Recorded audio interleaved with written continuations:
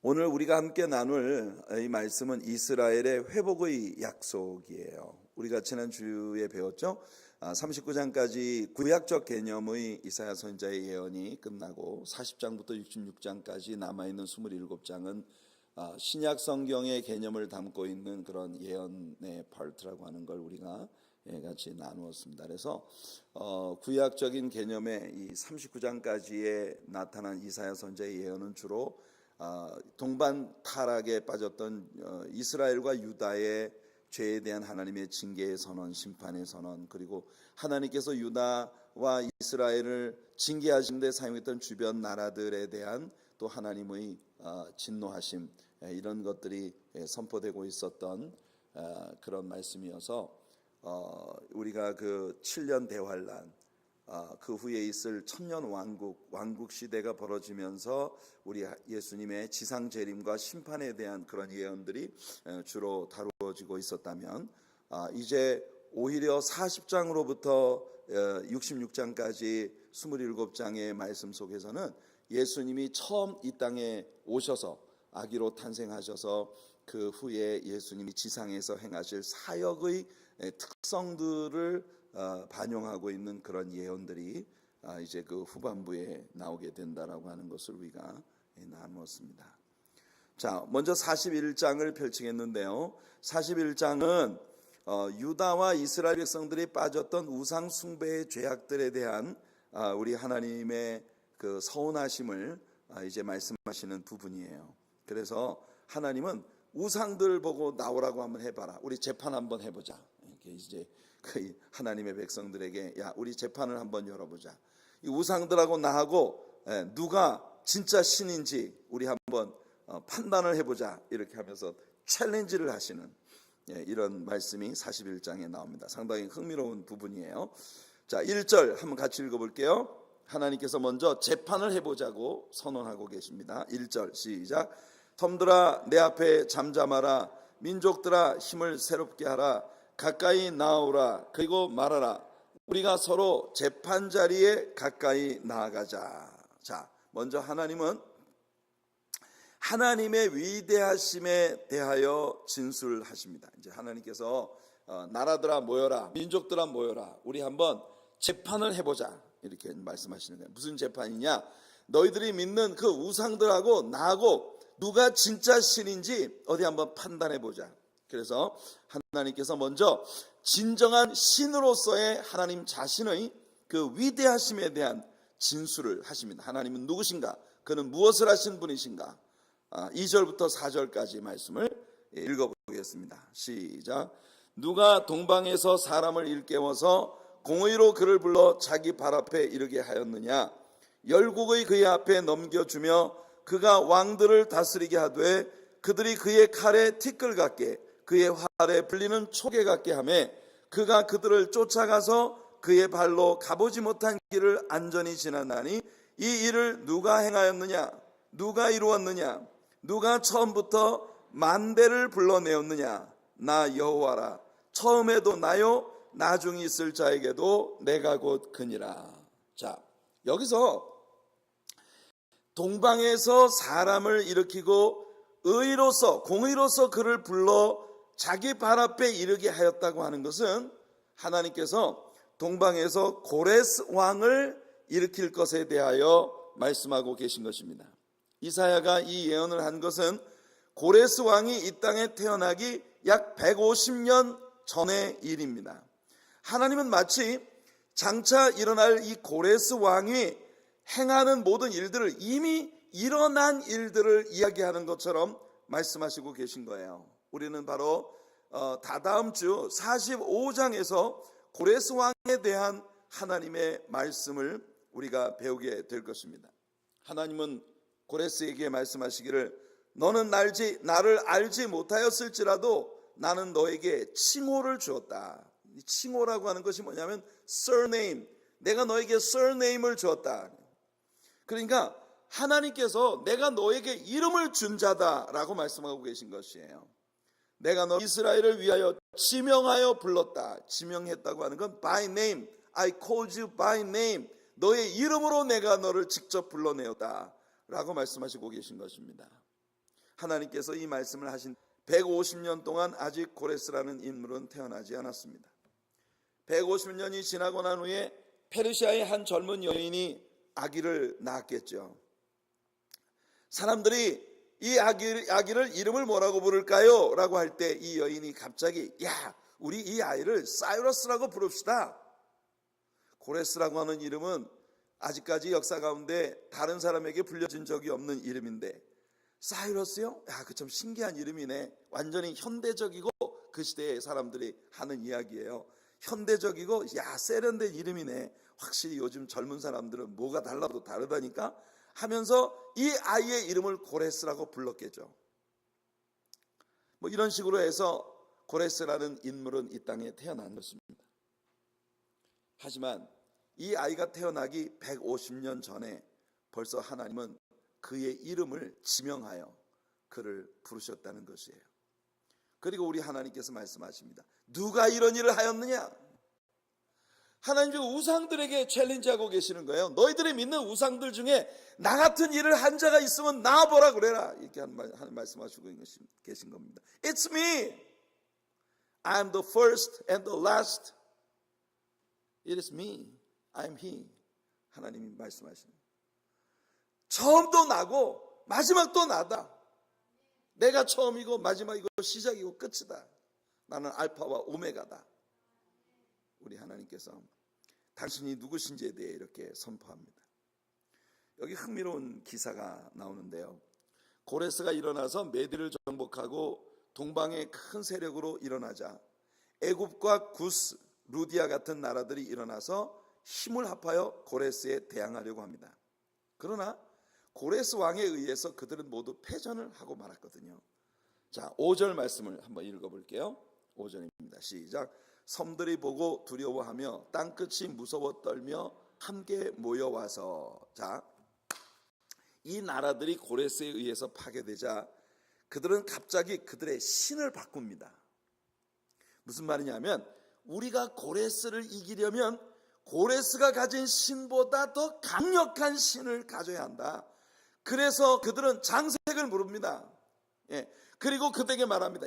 강한 신을 만들어라. 그들이 가진 신이 우리 신보다 강하기 때문에 우리가 전쟁에서 패전했으니까 우리에게 더 강한 신을 만들어라. 그래서 우리가 이 강한 신을 의지하고 이 전쟁에서 우리가 이겨야 되겠다. 여러분, 우상이라고 하는 것은 항상 이렇게 생겨나는 것입니다. 얼마나 어리석고 우스운 일입니까? 자신의 손으로 만들어진 우상이 자신을 도와주는 신이 될 수 있다고 생각하는 게 얼마나 어처구니 없는 일입니까? 그러나 하나님이 말씀하십니다. I am the one who did it. 내가 바로 이 모든 일을 행한 자야. 그러니까 하나님은 우상들에게 너도 뭐 좀 해봐라. 그렇게 챌린지 하시는 거예요. 나는 만군의 주 여호와로 처음이고 마지막이고 시작과 끝이 되는 나는 이와 같은 일들을 행했다. 너희들도 150년 후에 이 땅에 일어날 일들에 대해서 한번 예언해 보아라. 그 말은 무슨 말입니까? 150년 이후의 모든 역사를 내가 주관하고 있다고 하는 걸 분명히 하시는 거예요. 그러니까 하나님께서 우상들을 불러서 그렇게 한번 해보라고, 우리 재판을 한번 열어보자고 말씀하시고 계신 것입니다. 자, 강력한 우상을 만드는 일을 위하여 애굽과 루디아 등 연합군들이 이 일을 서로 격려하고 있는 모습이 묘사되고 있습니다. 6절과 7절이에요. 같이 한번 읽어볼게요. 6절 7절 시작. 각기 이웃을 도우며 그 형제에게 이르기를 너는 힘을 내라 하고 목공은 금장색을 격려하며 망치로 고르게 하는 자는 매질꾼을 격려하며 이르되 땜질이 잘 된다 하니 그가 못을 단단히 박아 우상을 흔들리지 아니하게 하는도다. 우습지 않습니까? 이 사람들이 우리가 더 강한 신을 만들어야 돼. 더 강력한 신을 만들어야 돼. 그래서 여러분, 우상들을 크고 견고하게 만드는 거예요. 우상을 숭배하는 사람들은 그래서 그 아이돌 신상을 만드는 일에 스태츄를 얼마나 더 강하고 크게 만드느냐 하는 것이 그들이 더 튼튼히 의지할 만한 신이 되는 것이라고 생각하는 거예요. 그래서 여러분, 저 한국의 대구에 가보시면은요, 통일대불이라는 불상이 키가 140m예요. 어마어마하게 큰 그런 통일대불이라는 그런 불상을 만들어 놓은, 그런 신상을 크게 하면 크게 할수록 그 신이 더 강력하게 우리를 지켜줄 것이라고 믿는 그런 어리석게 그지없는 일을 행하고 있다는 것입니다. 근데 사실은 여러분, 기독교 역사 가운데도 그런 슬픈 때가 있었습니다. 기독교 역사 가운데도 중세 캐톨릭 교회가 부패해서 너나 할 것 없이 캐톨릭 교회들이 큰 성전 짓기 내기를 하던 시기가 있었어요. 성전 하나를 짓는데 막 600년씩 걸릴 그런 설계를 하고 어마어마한 건축 계획을 세우는 겁니다. 그러다 보니 여러분, 그 600년에 걸쳐서 지어질 의리의리한 성전에 얼마나 많은 돈이 들어가겠어요. 그러다 보니 그 돈을 모으기 위해서 당시에 가난하고 아주 힘겹게 살고 있는 농사꾼들, 이런 사람들에게서 그 헌금을 거두어 가지고 큰 성전을 지으려고 하니까 그 사람들이 돈을 내게 하는 방법이 뭐예요? 면죄부 같은 걸 파는 겁니다. 당신들이 죽은 당신들의 조상을 위해서 헌금을 하면 그들이 면죄가 되어서 지옥에서 연옥으로 올라갈 수 있다. 이런 성경적이지 않은 그런 비기독교적인 논리를 가지고 사람들을 현혹해서 돈을 모아서 큰 성전을 지으려고 했던 것입니다. 이것은 여러분, 하나님을 우상화시키는, 정말 살아계신, 우리의 삶 속에 현실적으로 우리와 동행하시고 교제하시며 살아서 일하시고 역사하시는 살아계신 하나님을, 그런 우상을 숭배하는 자들의 어떤 스태츄를 만드는 것처럼 그런 식으로 숭배를 하고 있는 모습을 보였던 것이에요. 우리는 이와 같은 신앙에서 완전히 탈피해야 합니다. 살아계신 하나님과 내면의 깊은 교제, 그분과의 사랑, 정말 우리를 전율하게 하는, 소름 돋게 하는 그런 살아계신 하나님과의 날마다 나누는 깊은 교제와 은총의 나눔, 이것이 여러분들의 신앙의 정체성이 되기를 예수님 이름으로 축복해드립니다. 아침마다 그분과 대화하고 하루 일과 가운데에서 수시로 찬송하며 그분을 만나고 말씀을 묵상하면서 그분의 음성을 듣고, 이와 같은 일들이 현실적으로 여러분들에게 지속되어지는 살아있는 신앙인들이 되기를 예수님 이름으로 축복해드립니다. 여기 보니까 못을 단단히 박아서 우상을 흔들리지 아니하게 해야 한다는 이야기가 나오잖아요. 여러분, 이 우상은요, 전쟁에서 그 백성들을 지켜주기보다도 자기 자신이 넘어지지 않는 것이 큰 관건입니다. 자기나 넘어지지 않으면 다행이에요. 그래서 이 신상을 만들어 가지고 그 신상을 발에다가 그냥 못을 쳐 가지고 튼튼히 고정을 시켜놔야 돼. 안 그러면 넘어지거든요. 태풍이 오면 넘어지거든요. 전쟁에 나가지고. 여러분, 이런 우상은 백성을 지켜주기보다 자기 자신이나 견고하게 지키는 것이 관건이죠. 그런데 그런 우상이 나를 도와줄 수 있다고 생각하는 것이 얼마나 어리석은 일이냐. 하나님께서 챌린지 하시는 겁니다. 그래서 이제 하나님은요, 하나님 당신과 이스라엘 백성들 사이에 어떤 릴레이션십을 지속하고 계시는가, 이 하나님과 자기 백성 사이의 관계에 대하여 하나님 말씀하시고 계십니다. 8절을 보세요.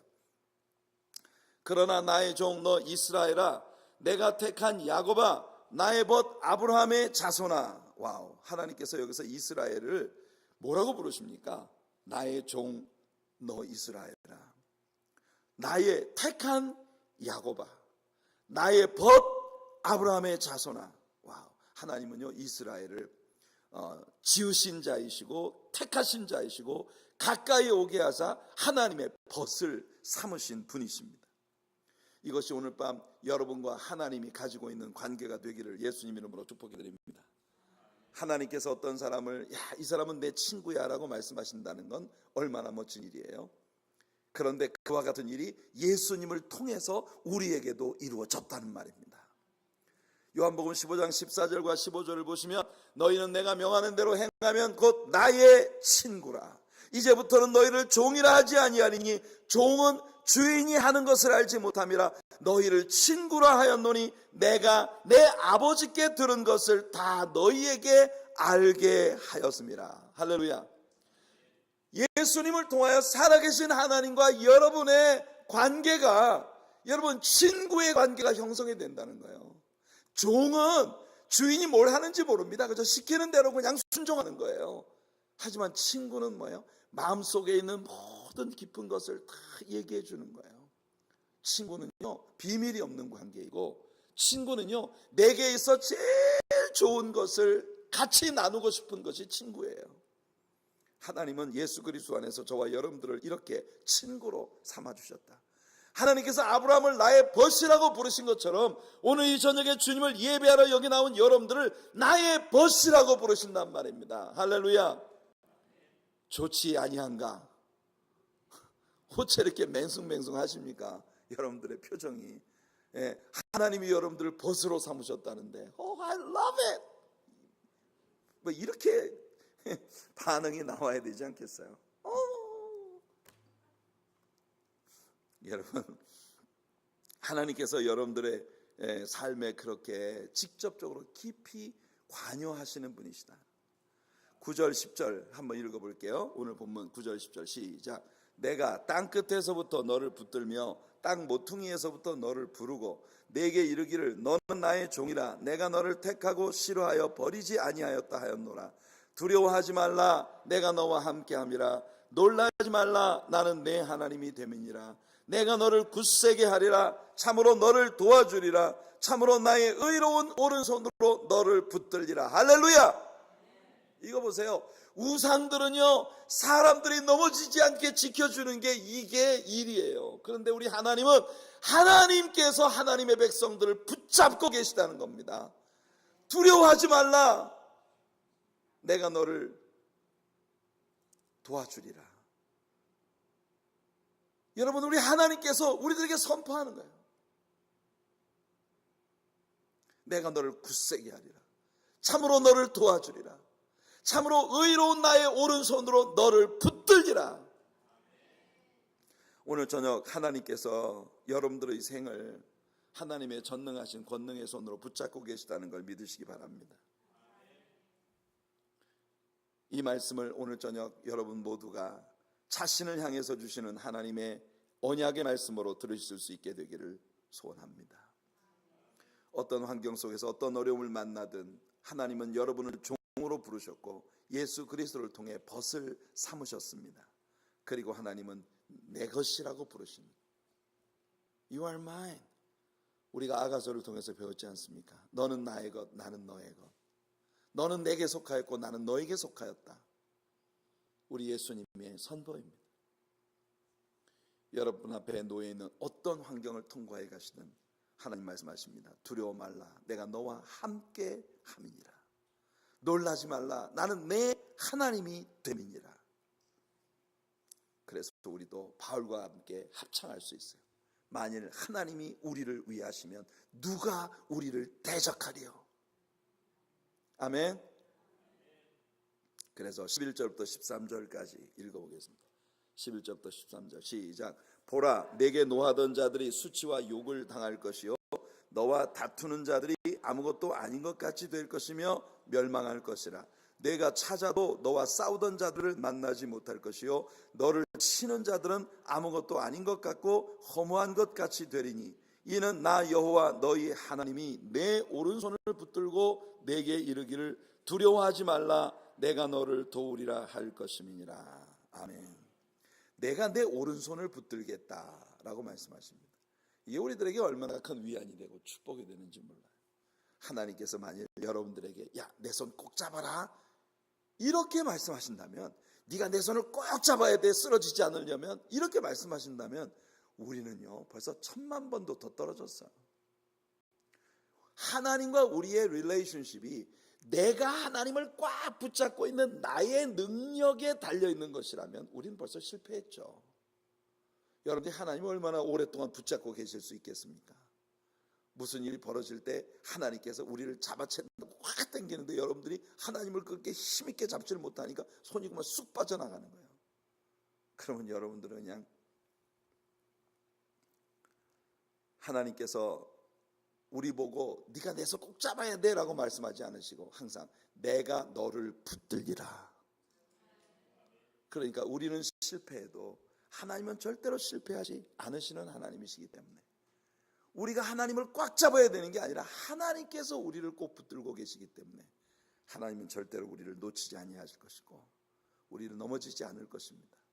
자, 그런데 하나님과의 건강한 릴레이션십을 구축하는, 하나님과의 건강한 사귐을 구축하는 아주 놀라운 비밀이 여기 나옵니다. 자, 14절 한번 읽어볼게요. 14절 시작. 버러지 같은 너 야곱아, 너희 이스라엘 사람들아, 두려워하지 말라. 나 여호와가 말하노니 내가 너를 도울 것이라. 내 구속자는 이스라엘의 거룩한 이이니라. 아멘. 자, 여기 보니까 뭐 같은 야곱아? 버러지 같은 야곱아. 옛날에 개역 성경에서 이건 뭐라고 불렀어요?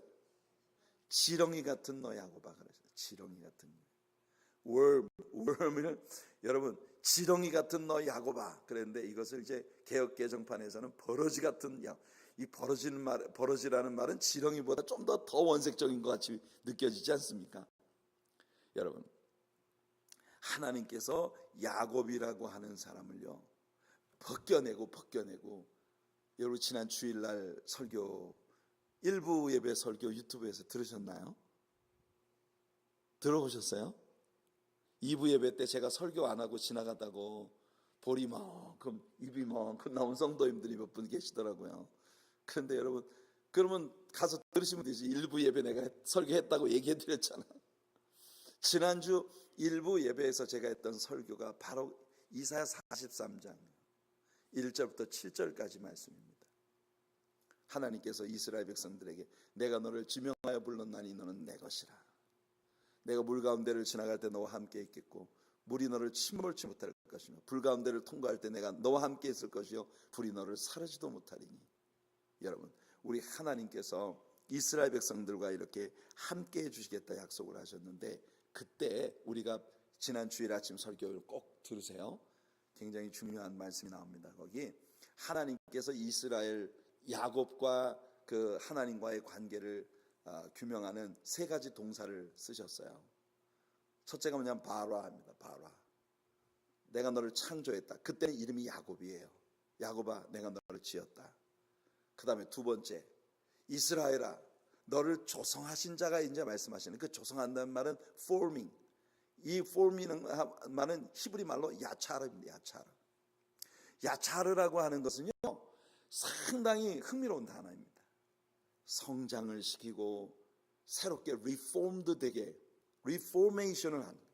사람을 재생시키고 새롭게 만들고 성장시키고 그렇게 해서 완전히 다른 존재가 되게 만들어주는 그런 변화예요. 하나님의 천지창조에 쓰여진 동사들이 세 가지가 있다 그랬습니다.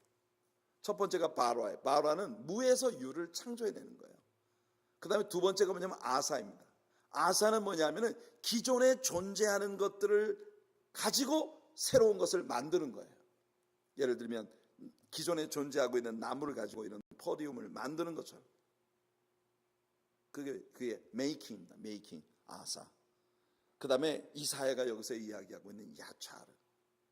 하나님은 사람을 한번 지으셨을 때 사람이 로봇처럼 지음받은 그대로 존재하도록 지으신 게 아니에요.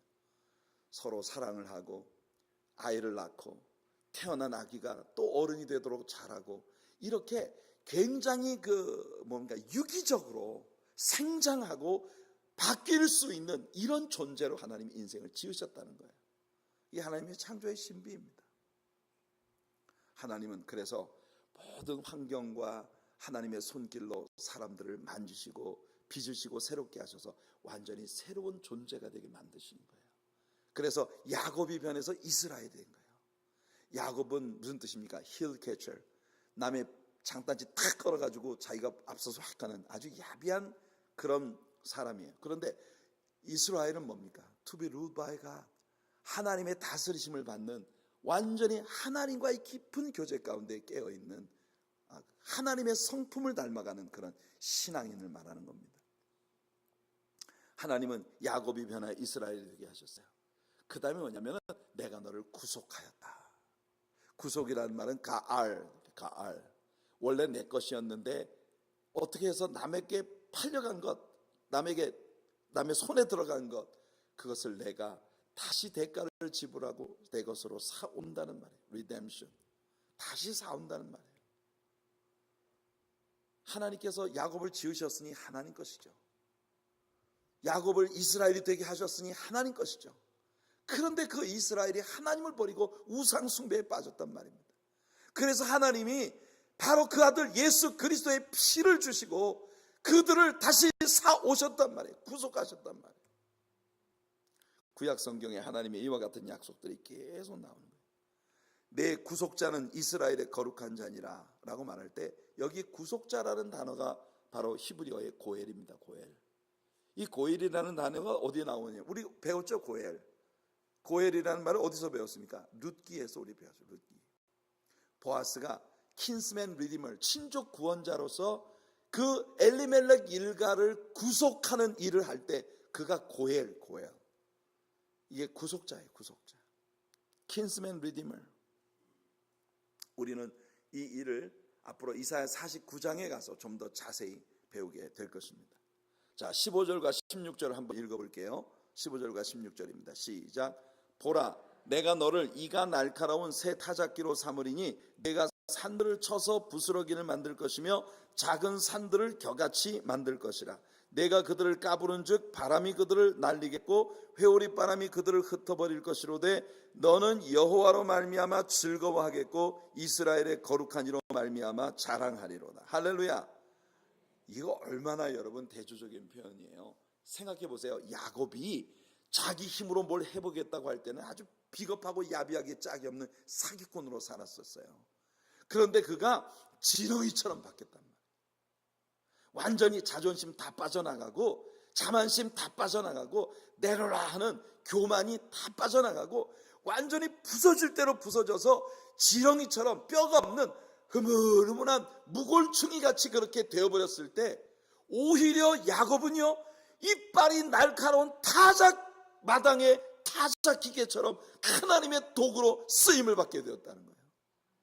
그래서 야곱의 생애의 그 마지막 몇 년이 정말 영성으로 충만한 그런 여러분 메시아를 비롯한 이 야곱의 12지파의 후손에 대한 모든 예언들 그의 죽음의 침상에서 자녀들에게 남기는 그런 야곱의 모습을 우리는 볼 수 있습니다. 성도 여러분, 여러분이 여러분 가진 지식, 경험, 자만심 이런 것 가지고 여러분들이 나 좀 잘났다 이렇게 하려고 살면요 인생이 복잡하고 힘듭니다. 늘 다른 사람하고 충돌해야 되고 늘 사람들하고 싸워야 되고 그러나 만일 여러분들이 예수 그리스도 안에서 바울 사도가 그랬던 것처럼 완전히 죽어버리면 아멘. 예수 그리스도 안에서 여러분들이 완전히 뼈가 그냥 다 빠져서 흐물흐물해져 버리면 그때부터 오히려 여러분들이 하나님의 권능의 손에 붙들려서 역사하는 타작기계, 타작마당의 타작기계처럼 하나님께 쓰임을 받게 된다니까. 열국이 너희들을 통해서 심판을 받게 될 것이고 하나님이 행하시는 위대한 역사가 내 손으로 일어나게 되겠다는 것이 하나님의 선포입니다. 우리 하나님의 사랑교회가 그런 교회가 되기를 바랍니다. 오늘 저녁에 수요 예배에 나오신 여러분 모두가 인생 기독교인으로 살면서 여러분들 내 자만심, 자아, 교만, 아집, 고집불통 이런 모든 인간적인 것들이 다 빠져나가고 완전히 무골충이처럼 뼈 없는 지렁이 같은 버러지 같은 그런 모습으로 우리가 완전히 주님의 손에 붙들릴 때 우리는 완벽한 하나님의 도구로 하나님의 영광을 위해서 쓰임을 받을 수 있다는 거죠. 아멘. 그래서 하나님께서 여기 말씀하시는 거예요. 내가 그들을 까부른즉 바람이 그들을 날리겠고 회오리 바람이 그들을 흩어버릴 것이로되 너는 여호와로 말미암아 즐거워하겠고 이스라엘의 거룩한 이로 말미암아 자랑하리로다. 야곱이 야곱이었을 때는 아무 선한 일도 이루지 못했어요. 그러나 지렁이같이 바뀌어버린 이스라엘이 되었을 때 그는 하나님의 위대한 역사의 도구가 될 수 있었던 것입니다.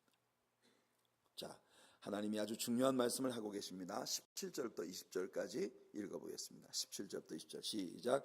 가련하고 가난한 자가 물을 구하되 물이 없어서 갈증으로 그들의 혀가 마를 때에 나 여호와가 그들에게 응답하겠고 나 이스라엘의 하나님이 그들을 버리지 아니할 것이라.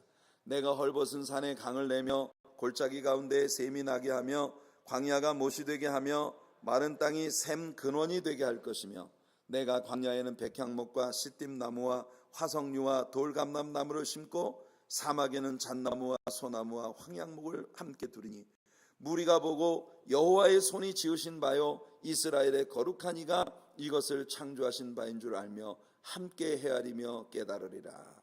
우리가 이것을 깨달아야 합니다. 우리의 삶에서 하나님이 행하시는 아름다운 일들이 그가 행하신 일이라고 깨닫는 것이 중요해요. 우리들의 삶에서 하나님은 많은 때에 아주 자연스러운 방법으로 역사하시기 때문에 우리는 하나님께서 그 일 속에 개입되어 계셨다는 사실조차 눈치채지 못할 때가 참 많다는 겁니다. 다만 내가 운이 좋아서 이렇게 다행히 넘어갔어 라고 생각을 하죠. 이스라엘이 광야를 지나갑니다. 물이 없어 심히 목마르고 혀가 마를 때 하나님께 부르짖습니다. 하나님 물 좀 주세요. 목마르다 죽을 것 같습니다. 그런데 그들이 고기 하나를 딱 넘어가니까 오아시스가 딱 기다리고 있는 거예요. 그래서 이스라엘 사람들이 하나님께 말합니다. 하나님 forget it. Don't worry about that. 이제 걱정하지 않으셔도 됩니다 라고 하나님께 말합니다.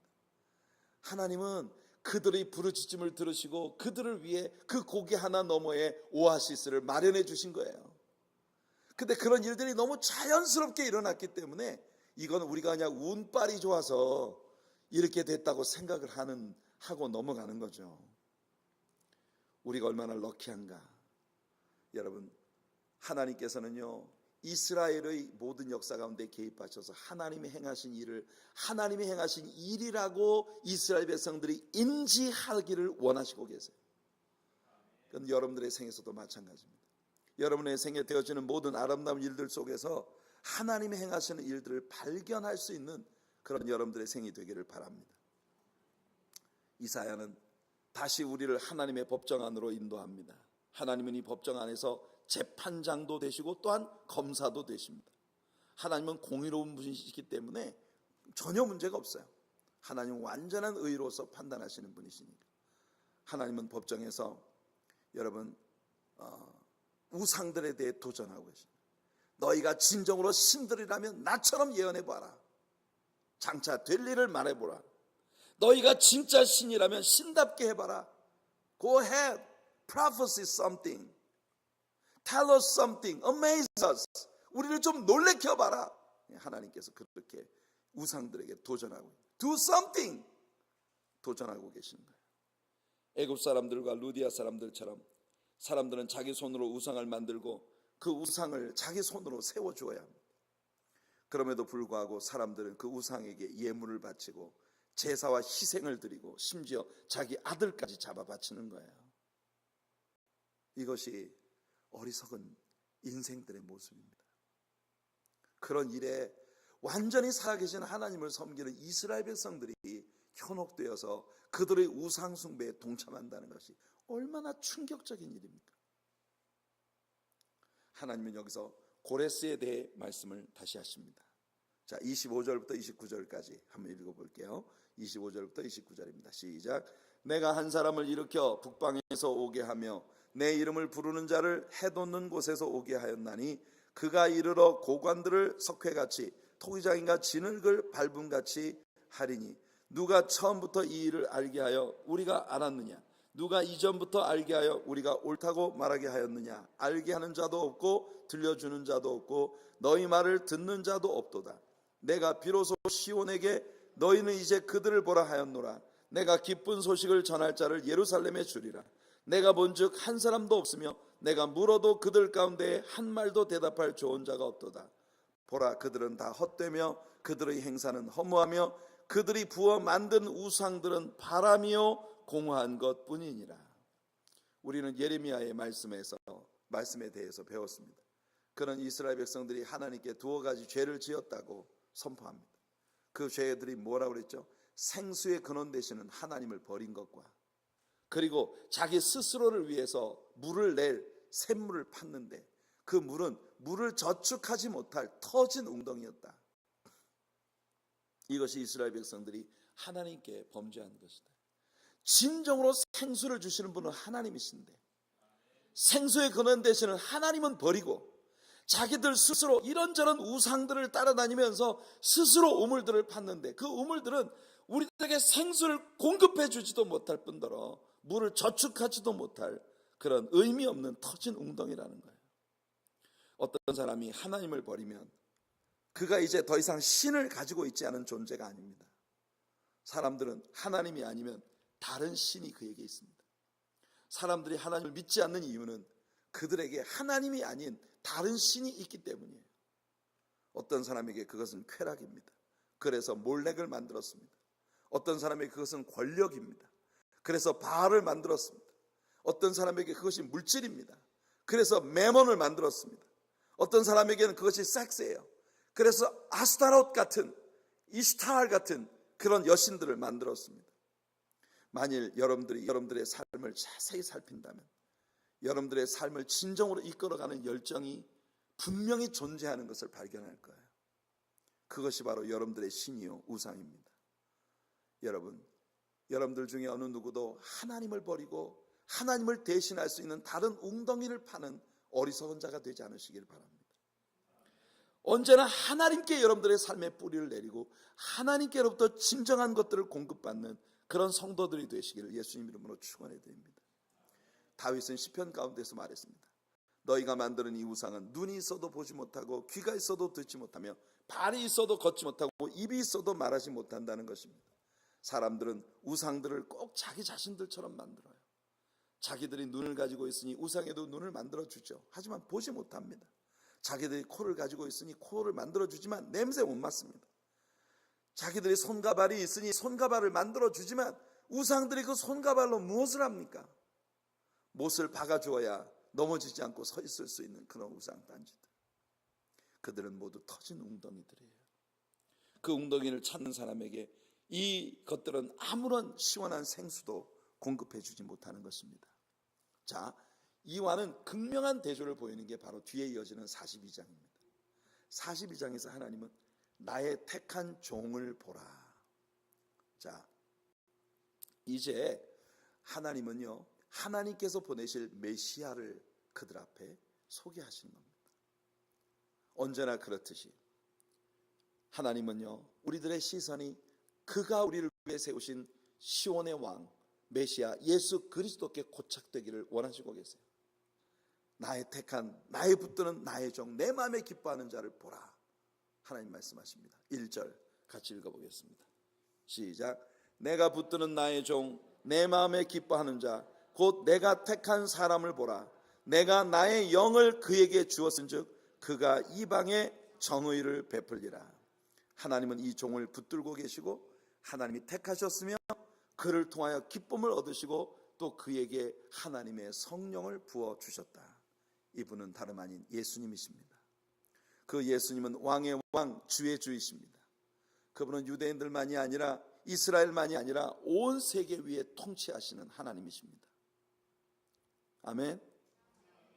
그 예수 그리스도를 믿고 그 예수 그리스도를 붙들고 그 예수님만 바라보는 믿음의 사람들이 되시기를 축복합니다.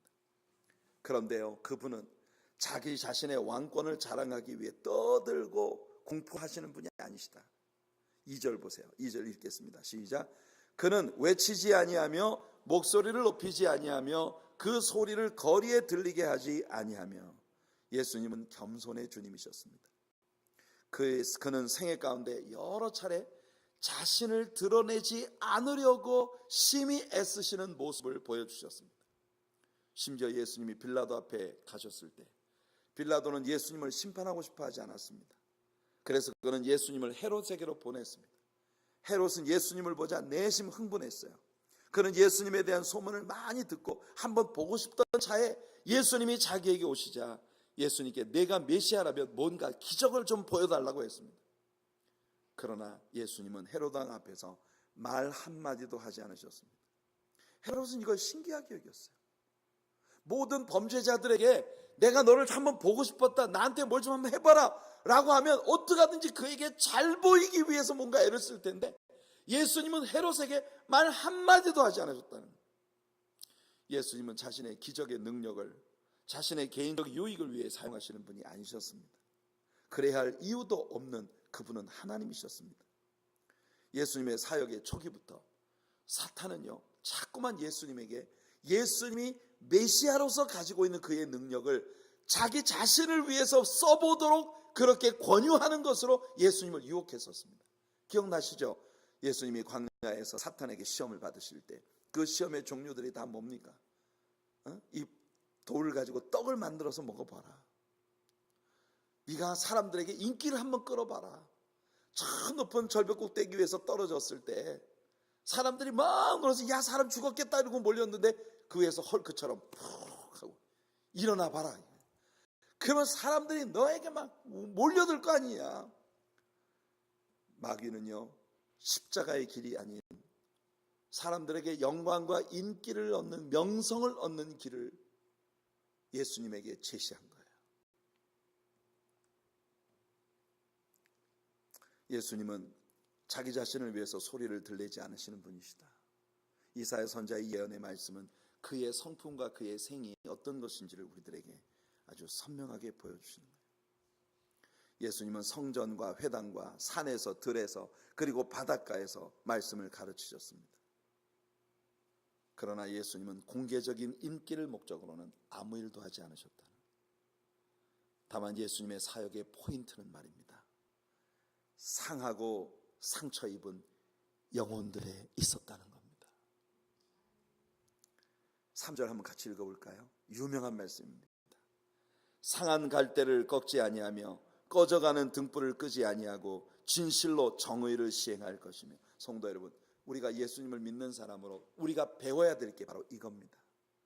예수님처럼 소리를 들내고 거리에서 말이죠, 고함을 치고 그리고 막 어떤 놀라운 역사를 해서 사람들의 시선을 내게로 집중하려고 하는 이런 스타일의 삶이 아니라 예수님처럼 말입니다. 가난하고 힘들고 어려운 상한 심령, 꺼져가는 등불, 이런 연약한 자들에게 인애와 은총을 베푸는 그런 하나님의 사람들로 우리가 살아갈 수 있게 되기를 간절히 소원합니다. 우리가 한 번씩 생명과 사랑의 대잔치를 하는 이유는 뭐냐? 사실은 말입니다, 평상시에 우리들의 모습이 그런 예수 그리스도를 닮아가는 모습으로 살아가게 된다면, 여러분들 평상시에 우리는 우리 주변에 있는 많은 사람들에게 감동이 되고 많은 사람들로 하여금 우리와 함께 예수님께로 나아가고 싶은 간절한 소망을 품게 만들 수 있을 거예요. 여러분, 우리 하나님의 사랑교회 모든 성도님들의 삶이 그런 일상생활이 될 수 있기를 간절히 바랍니다. 우리가 늘 그렇게 살지 못하기 때문에 1년에 한 번씩이라도 마음을 작정하고 우리가 사람들에게 예수 믿어라, 나와봐라, 우리 함께 교회 가보자, 너무 좋다, 이렇게 말을 해야 되는 거예요. 하나님께서 우리 하나님의 사랑교회 모든 성도님들에게 예수 그리스도를 닮아가는 아름다운 삶을 허락해 주시기를 간절히 바랍니다. 예수님의 이 말씀이 아마도 이스라엘 사람들에게는, 중동 지방의 사람들에게는 굉장히 뼈에 사무치도록 다가온 말씀일 거예요. 나일강 하구에서 자라는 수많은 갈대들을 본 경험을 그들은 대개 가지고 있었을 것입니다. 위로 쫙 뻗어 올라간 나무가 갑자기 중간이 병들어 상해지면 작은 바람에도 그 무게를 견디지 못해서 쓰러져 버리는, 예수님은 삶의 무게에 짓눌려 꺾여져 버릴 불쌍한 영혼들을 언급하고 계신 것이에요. 꺼져가는 등불도 그들은 많이 보았을 것입니다. 이 등불은 기름이 다해가는 등불이에요. 기름통에 기름이 다 되어가기 때문에 불이 가물가물 꺼지려 합니다. 끓음만 새카맣게 올라오고 불은 힘없이 죽어가는 거죠. 얼마나 많은 인생들이 오늘 신앙인으로 살면서도 이렇게 기름은 고갈되고 심지에 끓음만 새카맣게 끼고 불은 하나도 힘이 없이 꺼져가고 있는 이런 신앙생활을 하고 있는가? 삶의 희망들이 다 죽어버린 채 예수님은 바로 그런 영혼들에게 새로 기름을 공급해 주시는 분이십니다. 성령을 부어주시는 분이십니다. 아멘. 오늘 하나님께서 아멘 하시는 여러분들에게 바로 지금 성령의 기름을 부어주시는 귀한 역사가 있기를 축복합니다. 소망의 불꽃이 다시 타오르고 기도의 불꽃이 다시 타오르고 삶의 열정이 다시 뜨거워지도록 하나님께서 여러분들에게 은총을 부으시는 귀한 역사가 있기를 바랍니다. 그분은 진리로 공의를 베푸시는 분이세요. 참된 재판을 하는 분이십니다. 오늘날 우리가 살고 있는 이 시대에는요, 참된 재판을 하는 재판장이 얼마나 필요한 시대입니까? 권력에 굴하지 아니하고 시대의 아류에 휩쓸리지 아니하고 언제나 정의를 구현할 수 있는 예수님은 바로 그런 분이시다. 4절 읽어볼게요. 시작. 그는 쇠하지 아니하며 낙담하지 아니하고 세상에 정의를 세우기에 이르리니 섬들이 그 교훈을 앙망하리라. 예수님은 쇠하지도 아니하고 낙담하지도 않으십니다. 우리 얼마나 많은 때에 쇠잔해지는 자신을 느끼나요? 특별히 뜻대로 되지 않고 악이 이 세상에 횡행하는 걸 볼 때 우리는 심히 낙담합니다. 그러나 주님은 실망하지도 않으시고 낙담하지도 않으시고 쇠하지도 않으십니다. 창조의 주님께서 다시금 그의 아들 예수 그리스도에 대해 선포하십니다. 5절 6절 읽어볼게요. 시작. 하늘을 창조하여 펴시고 땅과 그 소산을 내시며 땅 위의 백성에게 호흡을 주시며 땅에 행하는 자에게 영을 주시는 하나님 여호와께서 이같이 말씀하시되 나 여호와가 의로 너를 불렀은즉 내가 내 손을 잡아 너를 보호하며 너를 세워 백성의 언약과 이방의 빛이 되게 하리니. 예수님은 이스라엘 백성들에게는 구속의 언약이 되셨고 이방인들에게는 구원의 빛이 되셨습니다. 여기 예수님의 사역이 설명되고 있는데요, 요 7절까지 오늘 하고 마치겠습니다.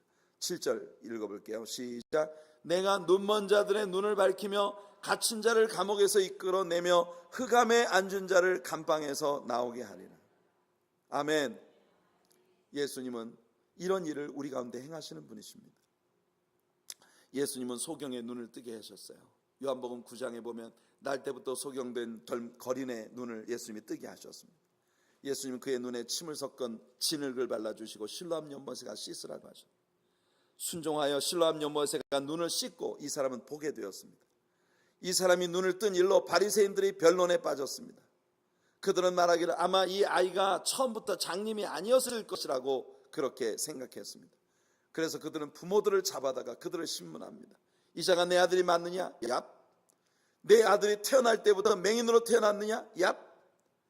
그러면 이 사람이 지금 어떻게 보게 되었느냐? 난 잘 모르겠는데요. 왜냐하면 말이죠, 이미 바리새인들이 예수를 인정하는 자는 누구든지 그들의 회당에서 출교시키기로 결정했기 때문입니다. 참 불쌍한 일이죠. 당시에 회당에서 출교를 당한다는 건 오늘날 한 교회에서 제명을 당한다는 것과는 비교조차도 할 수 없는 일이에요. 그건 유대인의 사회에서 영원히 추출당하는 일을 말하는 겁니다. 축출되는 거예요. 그래서 그의 부모들은 우린 모른다고 발뺌을 한 거예요. 그 아이가 이미 성인이 되었으니 그 아이에게 직접 물어보세요. 무서운 세상이죠. 그래서 바리새인들은 그 사람을 불러왔습니다. 내가 어떻게 보게 되었느냐? 아, 진짜 또 그 얘기예요? 이 맹인이 벌써 여러 번 불려왔거든요. 아, 그분이 진흙을 만들어서 내 눈에 발라주고 내가 가서 씻었더니 보게 되었다고 몇 번이나 말했어요. 그들은 예수님을 깎아내리려고 혈안이 되어 있었어요. 야, 아무리 네가 그렇게 말해도 그는 절대 하나님일 수가 없어. 일단 안식일 날 진흙을 만들어서 눈에 발라주는 건 노동이야.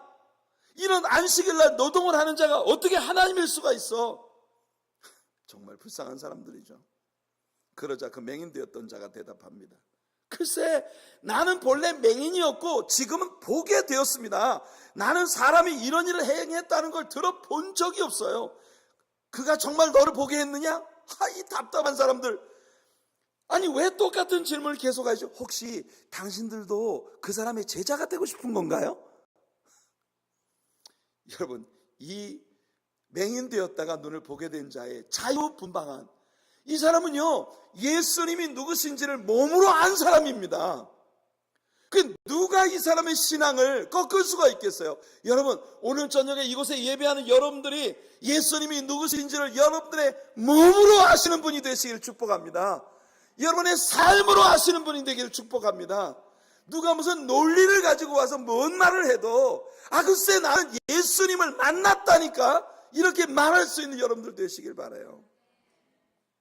바리새인들은 얼마나 불쌍한 사람들입니까? 이 맹인 되었던 자는 결국 출교를 당했습니다. 그가 출교당했다는 이야기를 듣고 예수님께서 그를 찾아오셨어요. 예수님께서 그에게 물으셨습니다. 내가 메시아를 믿느냐? 그가 물었습니다. 그가 누굽니까? 예수님이 내가 그니라. 그는 대답했습니다. 주여, 내가 믿나이다. 우리 예수님은 이 사람의 눈만 띄워주신 것이 아니라 그의 영혼까지 치유해 주시고 열어주신 거예요. 세상에 그 무엇도 이 사람이 신자로 살아가는 것을 막을 것이 없었습니다. 오늘 주님을 신앙하는 저와 여러분들의 삶이 바로 이런 것이 되기를 예수님 이름으로 축복해 드립니다. 세상 사람들이 만들어서 믿고 있는 우상단지들과 살아계신 우리 하나님께서 우리 앞에 세워주신 우리의 구주 예수 그리스도, 이 극명한 대조를 오늘 여러분들이 이 말씀 속에서 보지 않습니까? 오늘 하나님 앞에서 그 예수 그리스도를 향한 굳건한 믿음이 여러분들을 창조적인 하나님의 놀라운 역사 안에서 야곱 이면에 이스라엘이 되어지는 야차르, 여러분들을 포밍하시는 하나님의 손길에 의하여 그리스도의 인격을 닮은 아름다운 모습으로 세워져가는 그런 여러분들이 되도록 세워주시기를 예수님 이름으로 축복합니다.